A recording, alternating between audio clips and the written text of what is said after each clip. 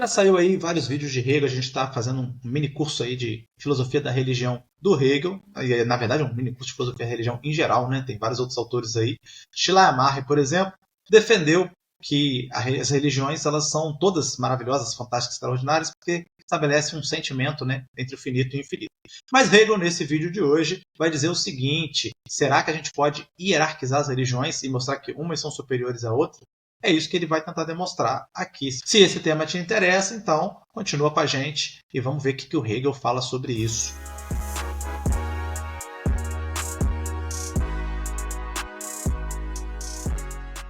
Então, continuando aqui, né, nossa filosofia da religião do Hegel, a gente estava comentando no último vídeo sobre o Schleiermacher, a relação de Hegel com Schleiermacher, e o Hegel vai, né, quanto mais maduro o Hegel fica, quanto mais o Hegel produz uma filosofia da religião mais filosófica do que religiosa, mais ele senta a mamona no pobre do Schleiermacher, né?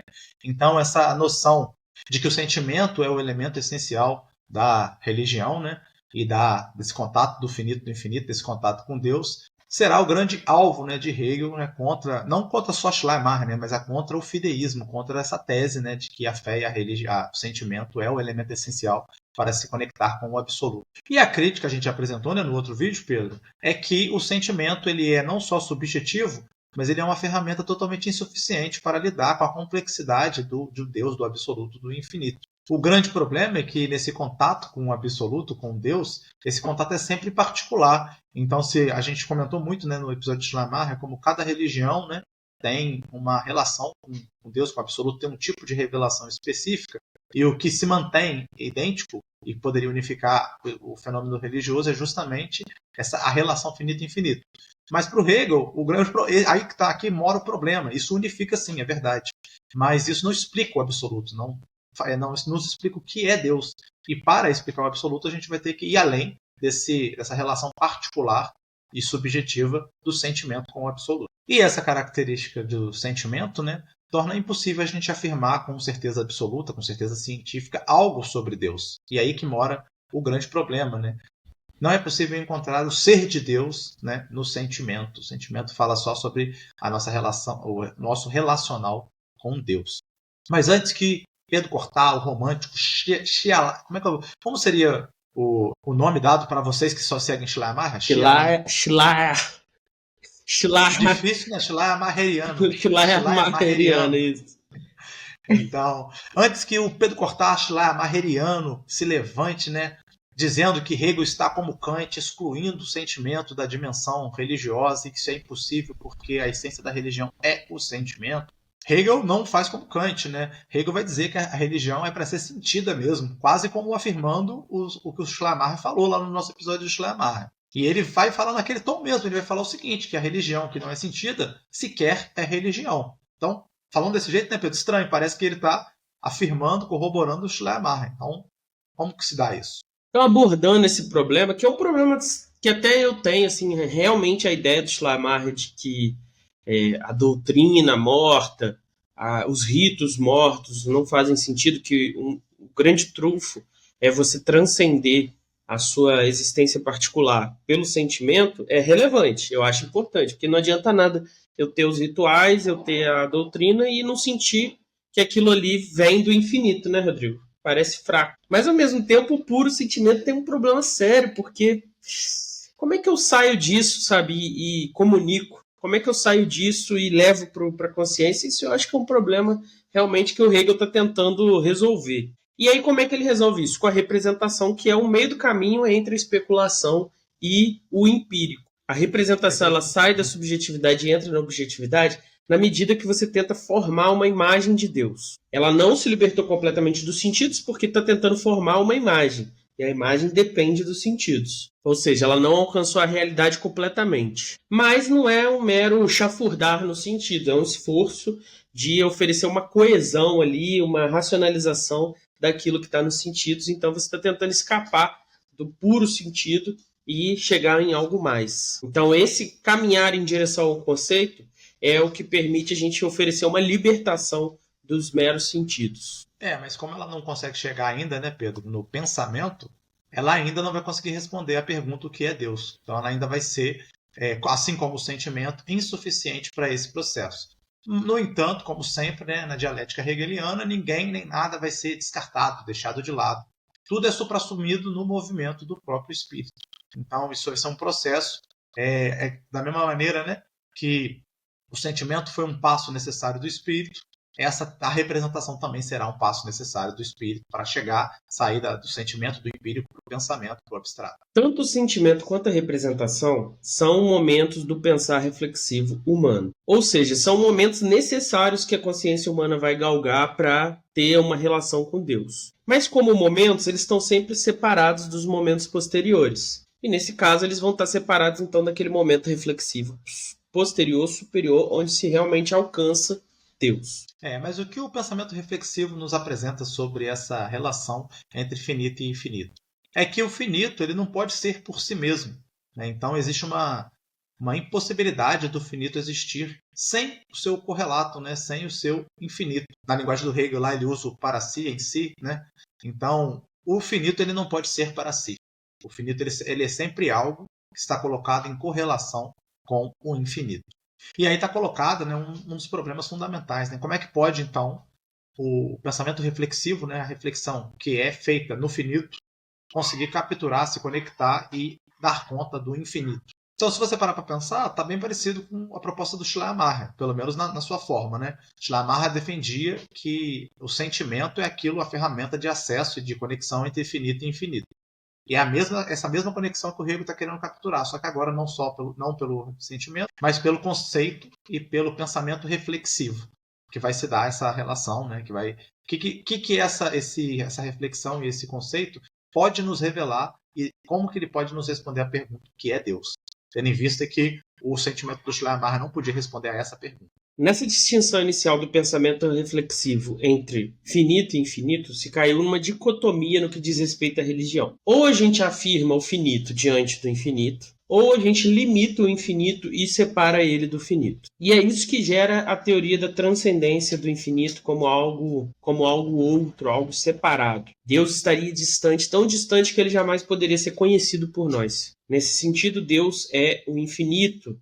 Ele é a negação do finito, que é tudo que nós somos. No entanto, vocês percebem qual que é o problema aqui? Aqui você tem uma separação tão radical entre finito e infinito que o finito sequer participa do infinito. Ele não pertence ao infinito. E aí acaba que o pensamento reflexivo acaba preso, né, só na finitude. E um pensamento reflexivo preso na finitude não nos serve para falar sobre o que é Deus, tendo em vista que ele é o absoluto e o infinito. Só resta, então, a postulação de um ser infinito transcendente, separado, que não resolve o problema, né? Porque está de novo inacessível à finitude. Resta a nós, seres humanos, apenas o sentimento religioso e uma representação transcendente, separada.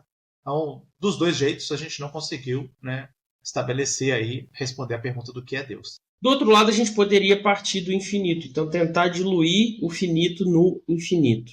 Isso poderia funcionar, mas desapareceria com o finito completamente. É nesse problema que acabam tropeçando algumas das tradições panteístas. Obviamente, né, pelo que a gente já viu até aqui, o Hegel vai negar essas duas possibilidades, né? Tanto a via empírica do sentimento, quanto a via empírica da representação. Então, como nós demonstramos, e pelos motivos que nós demonstramos, nenhuma das duas consegue capturar e responder capturar, né, essa relação finito-infinito e responder à pergunta do que é Deus. Tendo em vista isso, que esses dois movimentos do espírito absoluto não chegaram, né, ao seu objetivo, resta a forma reflexiva do pensamento, a única via possível para realizar a tarefa, né, reconciliar essa aparente dicotomia entre finito e infinito.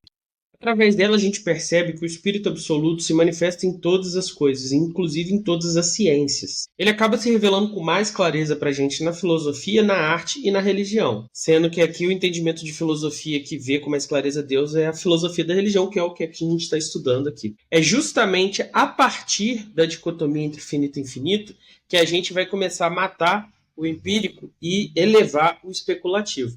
E é aí dentro que surge a dialética hegeliana como uma saída para resolver esse problema. Já que o ponto máximo dessa especulação é a unidade como identidade de diferença. Que porra é essa? Você tá maluco, Pedro? Olha que loucura que você falou. Identidade, diferença. Pô, explica esse negócio melhor. Parece maluquice, mas faz sentido. Ou pelo menos, né, Rodrigo? A gente foi convencido de que faz sentido pelos nossos professores e pelo Luiz Felipe. Bom, Vamos tentar explicar isso aqui. A gente só consegue falar de um ser se referindo ao outro, certo? A gente só pode explicar o finito como negação do infinito, como oposição do infinito, e vice-versa. Então é sempre uma definição extremamente relacional, é sempre uma unidade ou uma identidade entre duas coisas diferentes. E a consequência disso é quase uma heresia para algumas pessoas, que é a ideia de que Deus é tanto finito quanto infinito. Então você não pode nem localizar ele no infinito, nem aprisionar ele no infinito, porque ele é os dois ao mesmo tempo. É isso? Exatamente. Então, assim, você falou que parece heresia, mas vamos pensar uma parada aqui. Não foi Deus que se finitizou na figura de Jesus e se transformou num ser finito?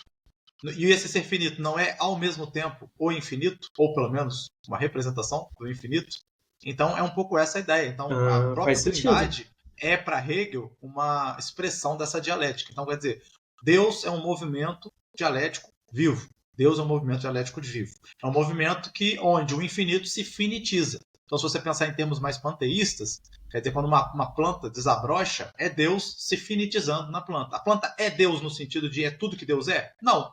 Ela é uma parte do que Deus é. Ela é uma pequena representação, finitização do que Deus é. Assim como todos nós somos finitizações. Então, Deus ele precisa se finitizar para entrar no campo da existência e para depois se tornar conhecimento de si mesmo. Olha que loucura. Essa que é a operação difícil de compreender, porque é extremamente abstrata. Então, Deus precisa fazer um movimento da história para ele mesmo se tornar um existente no sentido, né, ontológico, mas também saber, consciência de si mesmo. Então, se Deus não se tornasse Jesus, ele não se tornaria consciência, ele não teria consciência do que é o Deus encarnado. Somente depois dele virar Jesus é que ele agora pode ser consciência de Deus encarnado, que é o saber do Jesus. Então é esse o processo que está sendo chamado a atenção aqui, que é esquisito, abstrato, mas de nenhuma maneira parece irracional, parece que tem um sentido que é cognoscível para a gente. E olha que interessante, a gente está falando aqui do infinito se finitizando, né? É o Deus virando Jesus.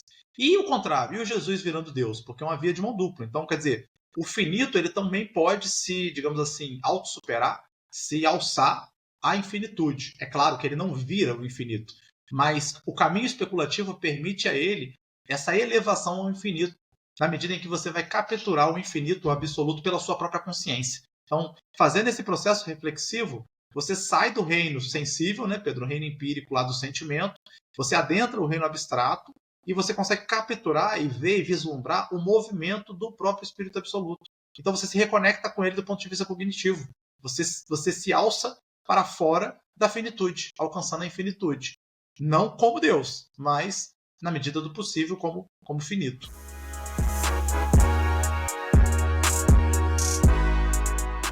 A essência do ser humano como espírito é um espelho de Deus. É se elevar em pensamento do particular para o universal, ou seja, do temporal para o eterno, do finito para o infinito. O finito não só surgiu do infinito no tempo. Também no conceito, o finito vai imergir novamente do infinito e se unir com ele novamente. De um lado, Deus, o infinito, transborda e forma o finito, e de outro, o finito retorna para Deus, imergindo de novo nele. Cara, pior que isso faz sentido, né? É doido, cara. Muito doido. É muito doido. Doido. Eu não tinha entendido completamente a Santíssima Trindade até entender essa filosofia da religião do Hegel. É porque é muito anti-intuitivo, né? Parece até ilógico, né? Eu nem usei essa palavra porque ia ter um conceito muito pesado, mas parece ilógico essa noção de que é um e é três ao mesmo tempo. Ou é um ou é três, a lógica básica, né?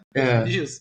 Mas quando você entende a teoria da identidade do Schelling e do Hegel, essa noção de que aquilo que é marcado por também aquilo que ele não é ou que ele deixou de ser, aí você vê essa máxima, né, da identidade entre identidade e diferença. Aí faz sentido isso, porque senão você cai realmente no problema da teoria da representação lá, de Descartes a Kant, que é o quê? Quando você cria uma representação, necessariamente você vai ter sempre uma coisa em si e o representado.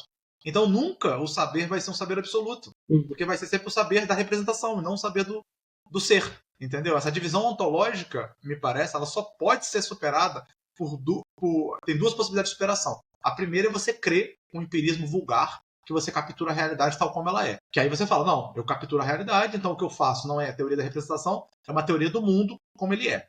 Show? Eu acho que depois de Kant é impossível a gente afirmar isso, porque a gente entendeu que a gente representa o mundo tal como a nossa consciência é capaz de representar. Tendo em vista isso, fudeu, só tem uma chance, uma opção, que é essa do Hegel, que é a ideia de que o conceito ele é capaz de supra-assumir as representações, porque ele entende algo mais fundamental. Então não é mais uma questão de eu narrar corretamente como é a realidade, mas eu entender o processo da realidade, o processo da minha consciência com ela. E aí não importa se eu represento ou não represento, porque agora aqui eu estou fazendo um processo de abstração, que eu estou tentando entender o movimento da consciência, e essa eu tenho relação imediata com ela. Eu não tenho uma representação da minha consciência, eu tenho a minha consciência ela mesma. Entendeu? E é interessante, assim, cosmologicamente também, por que Deus criaria o universo, entendeu? E não estaria no universo. Essa é uma forma de explicar isso.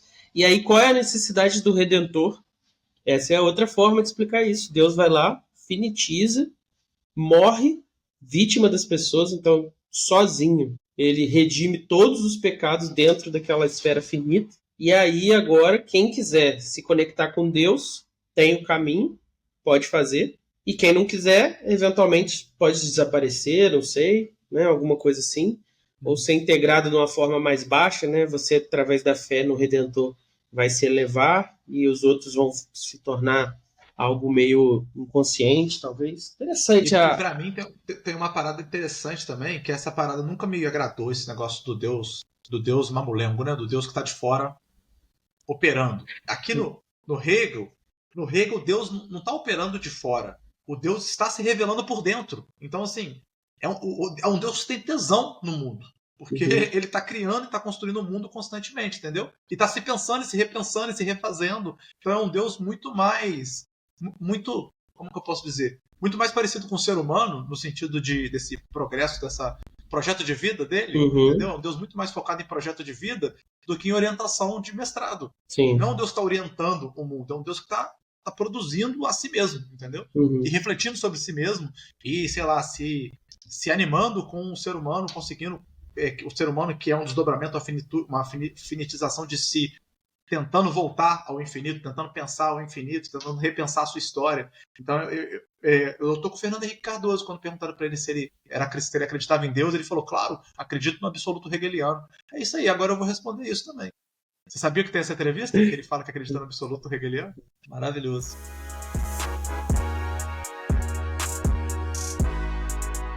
Então, o que nos parece com isso aqui, então, que Hegel está dizendo?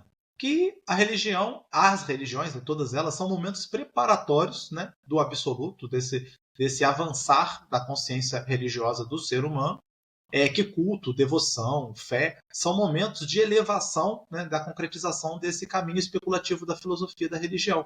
Então, não tem como existir filosofia da religião se antes não existisse a religião empírica, a religião do sentimento, a religião do culto, a religião da fé. Então, nós precisávamos passar por este momento para chegar no momento posterior. Qual é o momento posterior? É o momento do caminho especulativo, né? O caminho que a gente está trilhando aqui nesse episódio, em toda a nossa série de filosofia da religião, que é o caminho especulativo. É você retornar agora ao fenômeno religioso, a esse momento da consciência humana, mas agora pensando ele especulativamente e não só sentindo ele subjetiva e individualmente. E o que isso significa? Isso significa que se você aí de casa é religioso de verdade, não basta só ir no culto e na missa, ir no centro espírita, tem que estudar a filosofia da religião se você for hegeliano. Então você tem que abrir aí toda a nossa playlist, ouvir todos os podcasts, comprar o livro do Urbano Zites, comprar um Tomás de Aquino, comprar tudo que você puder aí, ler, estudar, pagar ou não precisa copiar para pedir episódios de filosofia da religião que você não entendeu, e aí você vai conseguir chegar mais perto desse conceito de Deus. Mas aí, nesse esforço de valorizar a filosofia da religião, o Hegel vai apontar 3 momentos diferentes. São caminhos preparatórios que vão indicando o próximo, mas que não são ainda o próximo momento. Então a consciência religiosa se divide em 3 momentos: universalidade, particularidade e individualidade. Na universalidade, nós temos a ideia de que Deus é indiferenciado da realidade infinita. Então, Deus é o todo, completamente, sem nenhum tipo de distinção ou nuance. No segundo, particularidade, ele é concebido como infinito em oposição ao finito. Então, você tem uma alienação, uma separação, uma cisão entre finito e infinito. Por fim, a gente chega na individualidade. A gente supera a alienação aqui no momento da individualidade, reconectando as duas coisas. Então o Hegel está mostrando para a gente, né, como funciona essa dialética nas etapas da história das próprias religiões. É isso que a gente vai ver agora. O Pedro colocou os conceitos abstratos disso e agora a gente vai ver isso empiricamente, como que o Hegel identificou na história das religiões esses três momentos aparecendo, né, na realidade. Então na religião natural, né, que seria uma representação dessa universalização, Deus é entendido como a substância da natureza, né, uma potência da natureza criadora de tudo que existe. Ela não é vista como uma revelação em espírito ainda. Ela é a totalidade daquilo que eu vejo, que é a natureza. Estão nessa fase, né, as religiões chamadas mágicas, as religiões da substância, toda a religião que tem essa consciência um pouco abstrata, um pouco difusa, né, do universal. Então, todas essas religiões onde o Deus aparece como indiferenciado, eles estão nessa categoria de religião natural, de universalidade.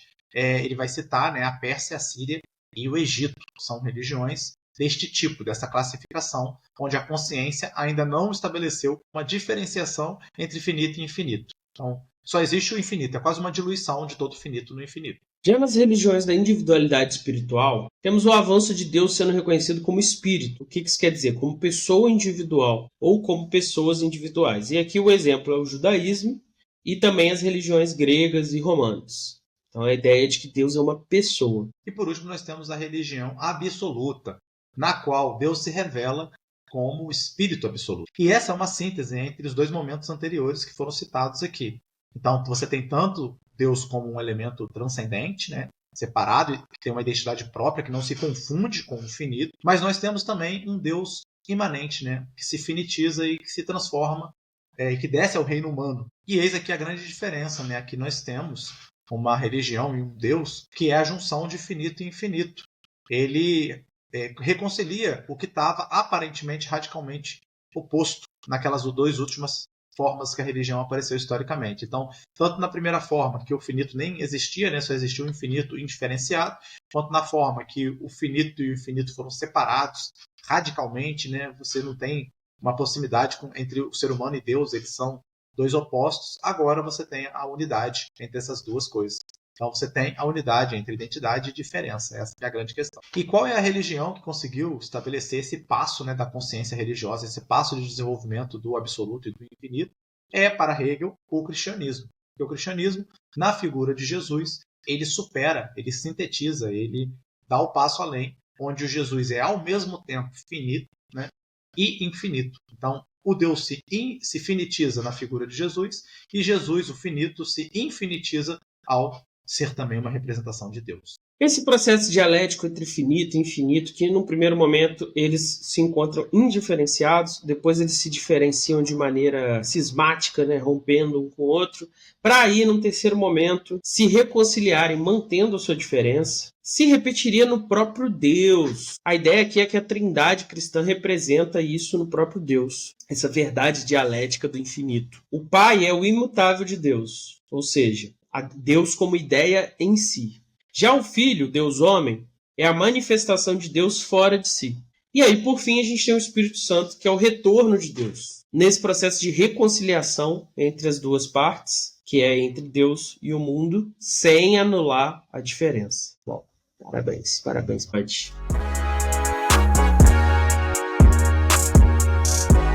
Conseguiram entender essa explicação sobre o finito e infinita, a identidade na diferença? É bem difícil, bem complexo. A gente tentou fazer o nosso melhor aqui em cima dos ílis, mas a gente quer saber de vocês. Devemos continuar chegando aí nessas partes da filosofia mais complexas, mais abstratas. A gente está conseguindo fazer um bom trabalho? Deixa aí a sua resposta. Se você gostou, não esqueça de curtir essa parada aí. É deprimente quando a gente olha o vídeo com visualizações e não tem nem 10% de curtida. Isso aí é triste. Você chegou aqui no final do vídeo, não consegue dar uma curtidinha para nós. E compartilha, manda aí para aquele seu amigo religioso para ele ver o que o Hegel fala, para irritar ele. Manda para o seu amigo ateu, que vai ficar mais irritado ainda, né? Porque Hegel está aí defendendo que a religião tem um papel importante. E é isso aí. Um abraço.